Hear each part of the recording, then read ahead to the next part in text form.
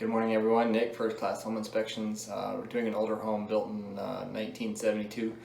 So the problem with these older homes is they might still have the old plumbing, galvanized and steel, and it can rust out.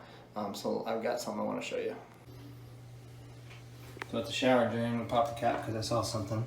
You can see this is all rusted out. So it's steel galvanized plumbing, which is common back when these homes were built, and most likely this is eventually going to clog up. So we're going to recommend a plumbing company come in here and evaluate the lines a little further and see if they need repaired or replaced.